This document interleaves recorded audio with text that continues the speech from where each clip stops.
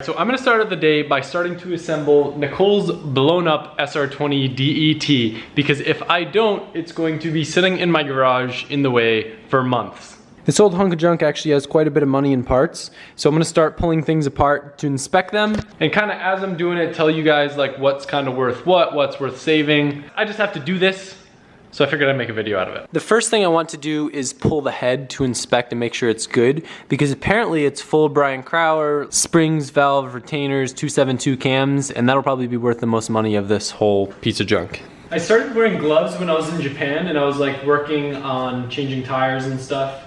And after that, I feel like I was incredibly stupid for never wearing gloves before, because it's like the greatest thing ever. Getting extremely greasy, taking gloves off, and having clean hands again. So this is gonna be my new thing. I used to think people were silly that wore gloves. I understand it now. Now I can touch things like greasy sway bars and not get all gross.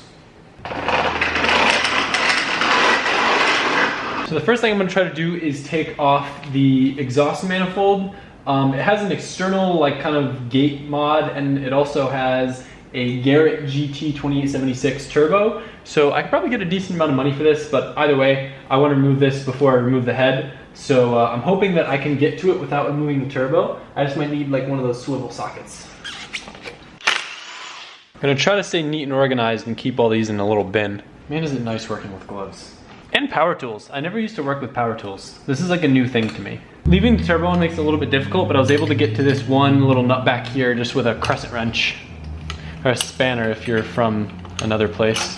I didn't know if it was going to be possible, but by pulling this whole thing off in one piece, it is going to make the next person's life so much easier.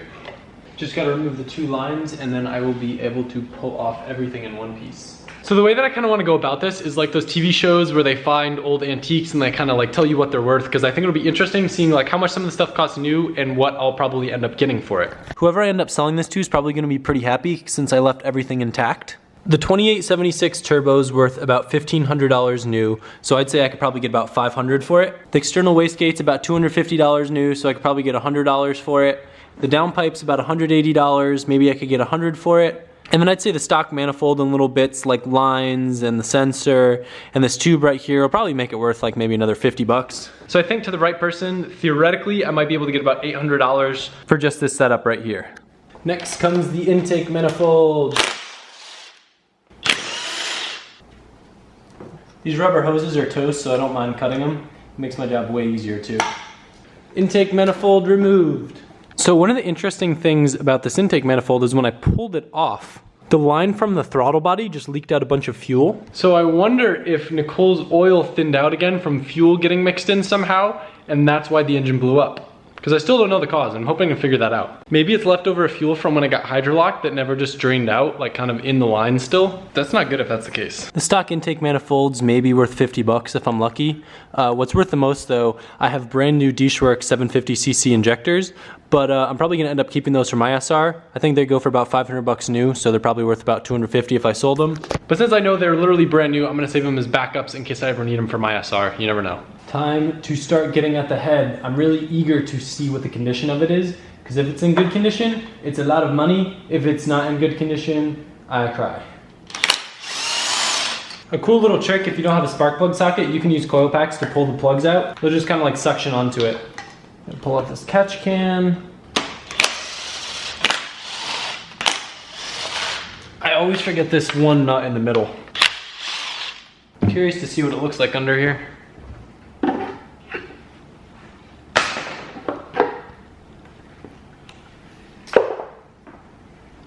It does smell like gas a little bit in here, but what I'm really excited about is if you look on the lobes on the cams, they're like very, very smooth. There's no scoring or anything, which would indicate metal getting up here. So this head is good. So a normal used head in good condition would sell for around $300. This one has like an $800 kit that comes with Brian Crower 272 cams, springs, retainers, and valves. So I'd say this head is probably worth somewhere between like $600 and $700 is my guess. So we're getting close to the 2 grand mark. Not too bad for a poopy SR, and I probably would have lost so much money if I just sold everything as one complete piece of junk versus parting it out. I've got a meeting to go to with James regarding the brand, but at least we got something started on the SR20 this morning. To Chipotle! It's been ages since I've been in this thing.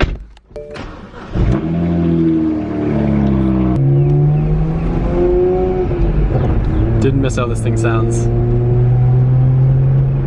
Had to end the meeting short because Nicole is driving her car, and like a good wifey, she was paying attention to the temperatures, and the car got up to like 230 on the highway, which is not good. I think it's because just yesterday I flushed out the coolant and instead I put in water and water wetter, and I have a feeling there's just still a little bit of air in the system. Even though I bled it like 3 times, somehow that car is just really, really hard to bleed. So I have to meet her, and I'm gonna try to put a little bit more distilled water in it and try to get some of the air out so we can drive the car home. I tried re-bleeding Nicole's car in the Publix parking lot. Gave her my BMW to drive in the meantime. I think what it is, I switched the radiator caps, and even though it had the same like pressure rating, it wasn't letting the fluid overflow. So I think it like contained all that pressure, and then it started boiling the fluid because it was boiling like real hard. So I'm gonna try driving it now, see if it's better. I'm gonna pull the thermostat out when I get home, and I'm still waiting on a better radiator and fans, but for the time being, I just wanna get this thing drivable so she can enjoy it. I wanted to go ride, but it's like crazy hot out right now. I just got back from driving Nicole's car with the heat on blast to make it run cooler so it wouldn't overheat. Pulled the head studs out, pulled the cams out, pulled the timing chain off. One thing that I noticed that's kind of weird going on with the head is that one of the shims for the rocker arms, like, doesn't have the notch for the rocker arm, which is really funny. So I wonder if that's where some of the valve noise came from. I don't know if you guys can see this one right here, like doesn't have the notch. Never mind, I'm actually an idiot because all of them on this side only have that shim piece on one side. So I guess that's normal and I was just stupid. There's a moment of truth. Did I miss any bolts?